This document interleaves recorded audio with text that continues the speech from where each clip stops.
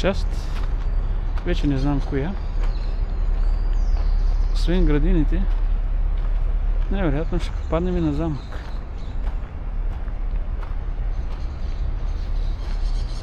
В този замък някъде е скрито съкровище. За едни злато, за други може би ракия.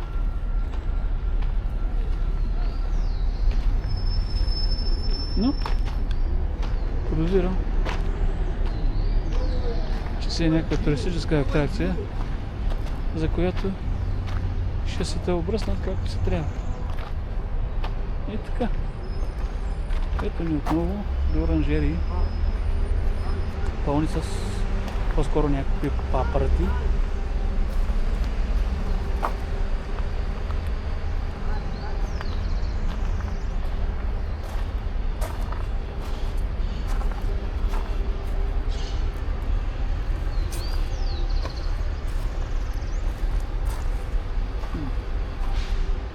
Интересно защо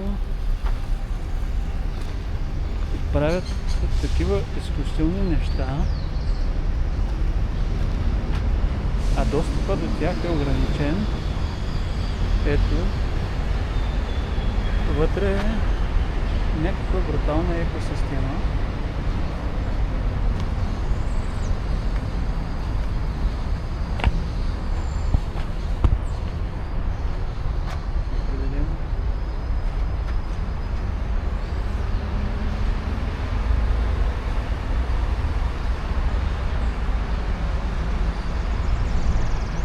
Камерата да има стик, че можеш малко да разпънеш извън обсега на ръцете си.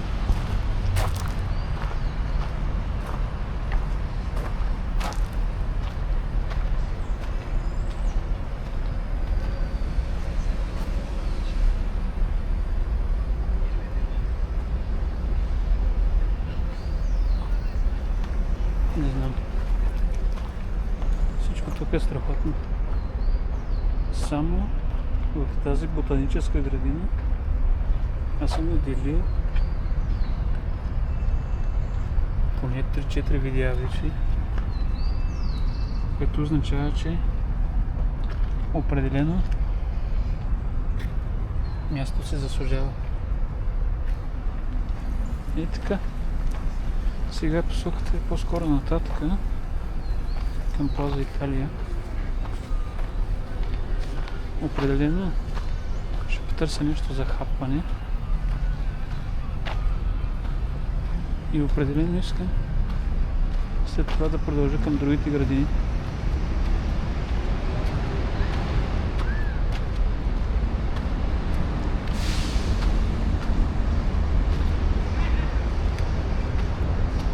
Само да отбележа, че снимам според възможностите си. Тук е така нареченото туристическо място и затворен тип. Алеите са широки. Контакта с хора е по-скоро туристически, което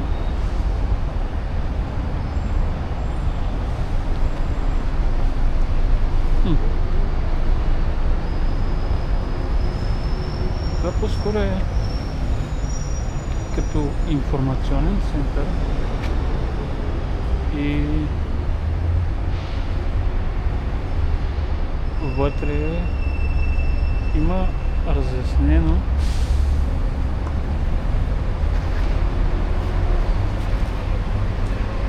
за доста от биологичните видове.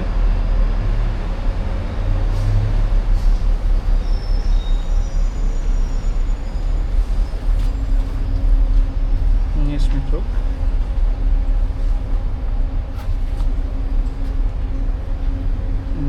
Тази част предимно я прегледах. Тук мисля, че бях. Само в тази мисля, че не съм бил. Но